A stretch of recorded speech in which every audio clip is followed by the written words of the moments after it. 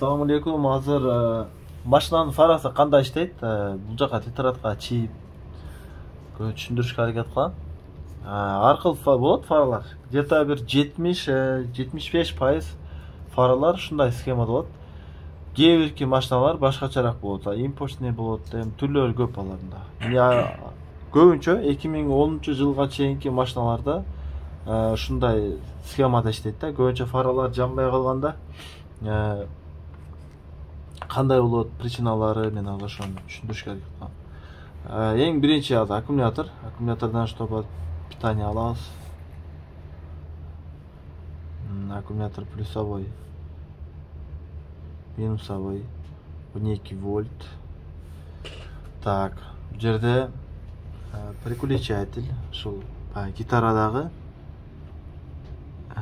фараны жандырган переключатель. Бул механический, биз бага кол менен ураганда фарага кошулат. Анан кийин бул жерде фар лампочканын өзү. Лампочканы мындай кылып белгилеп койсок азырынча. Ол негизи схема боюнча лампочка ушундай белгиленет.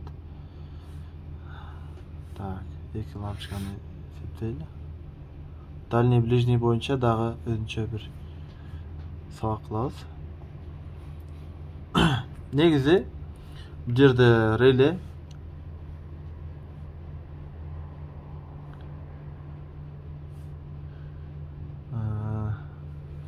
бул жерде замок зажигания. Замок зажигания менен отключатель сыяктуу кылып чейин негизи группа контакт схемасы боюнча дагы бир аз түшүндүрөбүз. Ошондо ал башкачараак болот. Негизи замок ачылганда питание келет деген түшүнүктүү чийип турайлы азырча. Через замок.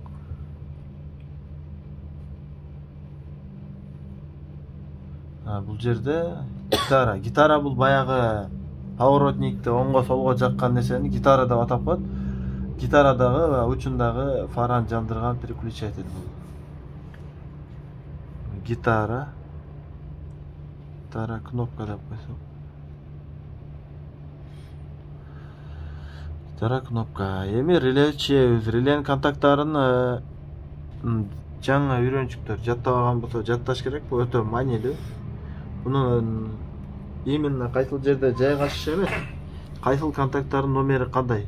Номерди кайсы контакттардан ток өтөт, кайсы контакттардан реле жанат, ошолорду жаттап алыш керек да. Так, азыр мына контагыбыз 30 контакт. 30 контакт. Бул контакт 87. Бирге жазып коеюн. 87. Оңдогу солдогулар булар 85.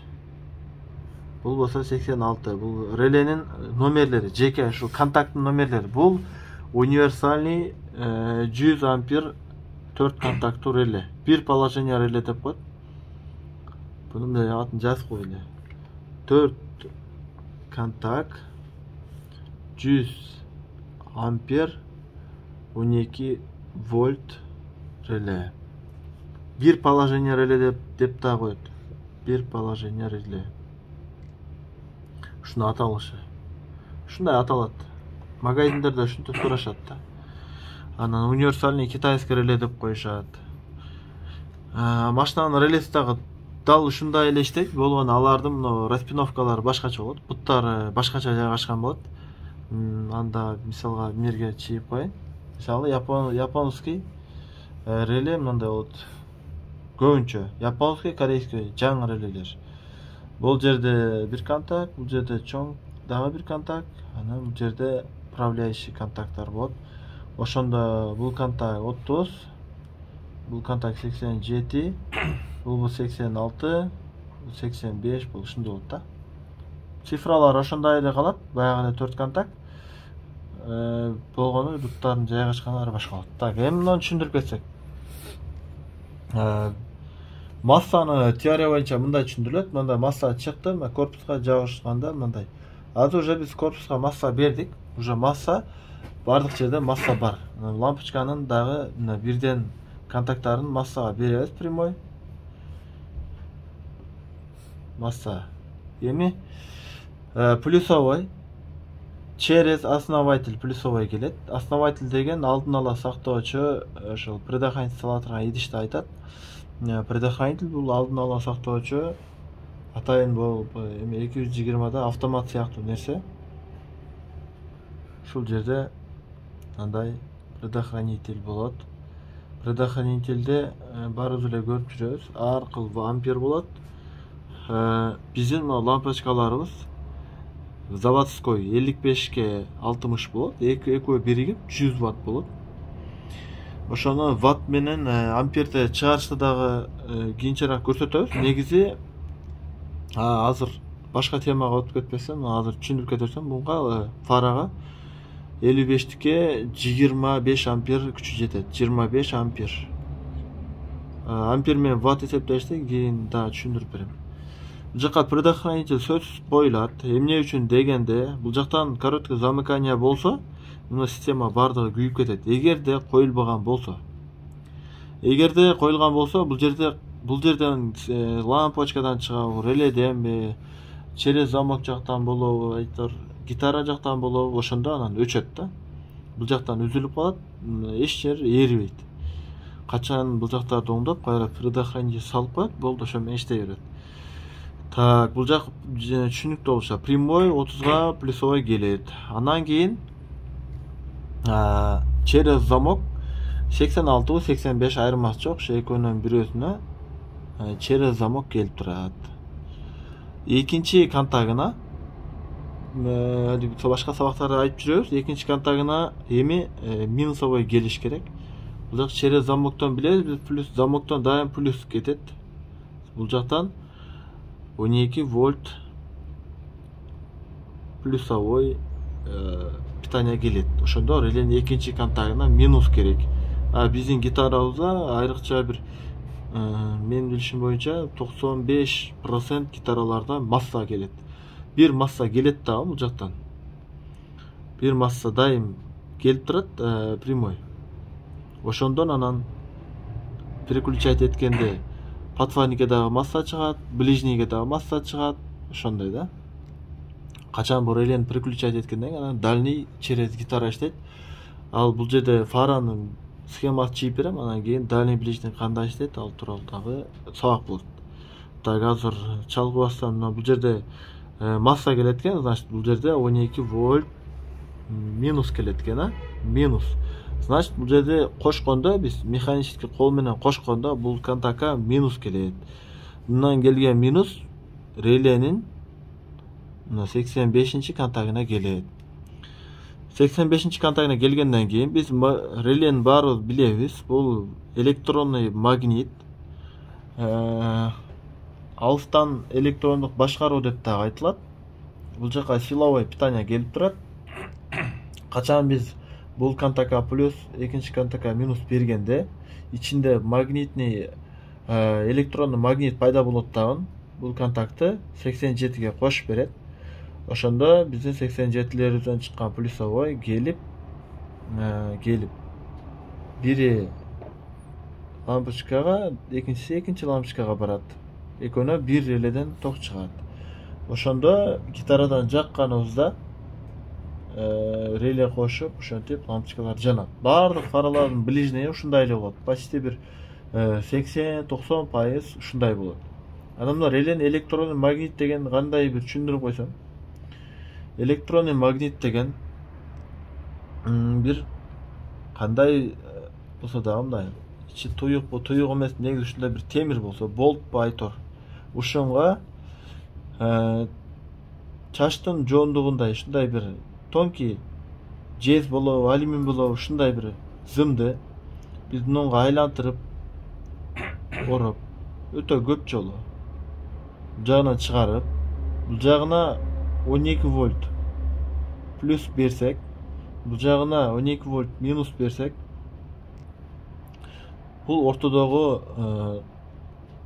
темир магнитке айланат, толук түрдө магнитке айланат.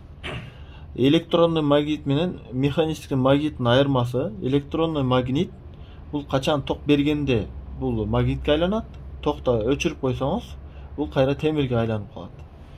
Бул жерге ошондой схема керек. Ошон үчүн атайын бул жака электрондуу магнит коюлат. Мисалы, биздин контагыбыз мына бул жердеги контакт деп коелу. Бул 87А болсо, эми бунун мындай бир шлагбаум кандай десем, ушундай бир кыймылдай турган нерсеси бар. Эмнеден кыймылдайт? Бул жака эки жака кыймылдайт. Бул жака кыймылдайт. Кайрадан өзүнүн ордугуна калыбына келет. Мына бул жерде бир пружина түртүп турат деп ойлойм. Бул жерде бир пружина кармап турат мунучу. Кайтарып. Ошондо бул жерде дагы бир контакт бар. Бул жерде учу контакт. Бул жерде ушундай контакттын номери 30 контакт мисалы. Мен аттетир чийип койдум, 30 бул жакта болуш керек эле. Эми караңыздар, биз 30 контактка прямой плюс бербедикпи? Бу жактан плюс бердик. Бу жактан 12 вольт плюс бердик. Келген плюсубуз качан биз мына реленин ичинде эми. Бул жагына плюс, экинчи жагына минус. Ушуну алмаштырып берсе дагы айырмасы жок. Ошонго питание бере турган болсок, мына ортодогу темир магнитке айланат дагы. Бул узун болуп турган нерсе, бул бели темирден болот. Магнит темирди өзүнө тартат турабы? Ошондо буну тартканда 87 менен 30 кошулат. Анан кайрадан фараны өчүрсөк, же ушул мынакай келип аткан питанияларды адно через замок бул гитарадан келип атпады беле? Гитараны мисалы өчүрсөк, ортодогу темир ошол момент темирге айланат дагы, муну кайрадан өчкөндө, мына магниттик күчүн жоготкондо, мына пружина мына контакты аркага кайтарып коет. Ошондо кайрадан фара өчөт. Бул ошол реленин ички көрүнүшү. Буну интернетке кирсеңиздер, интернетте өтө кенен түшүндүрүлгөн. Оңой. Бул реленин ички көрүнүшү. Реле ички көрүнүш. Бул реленин ички көрүнүшү. Мен эми мындай эле түшүндүрүш үчүн чийдим, негизи башкачараак.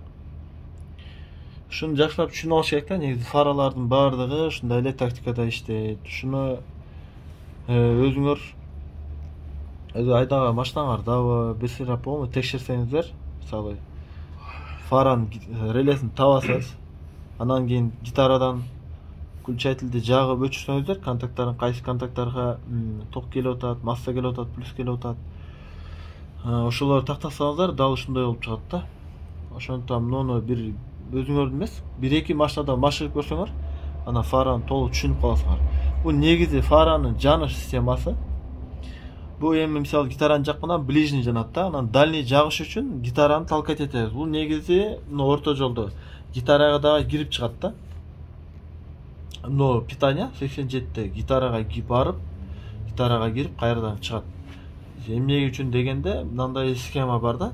Мисалы гитарада мындай нерсе бар. Мисалы мына келген дайярма 87-ден келген питание болсо, мисалы 87-ден уже мынакей даяр плюсовой чыкпады. Неден 12 вольт плюсовой чыкты да. Ошол чыккан плюсовой гитарага келет. Келгенден кийин гитаранын мындай учундай бир мына гитаранын өзү деп элестетели. Баягы биз өзүбүзгө тартканда, түрткөндөгү нерсе бар го. Ошондой деп элестетели. Эми биз эгер азыр бул жерде ближний турат. Ближний. Ой, адашып кеттим. Бияка ближний, биягында бир контакт чейилди, бияна бир контакт чейилип, так. Вот бу жерде ближний.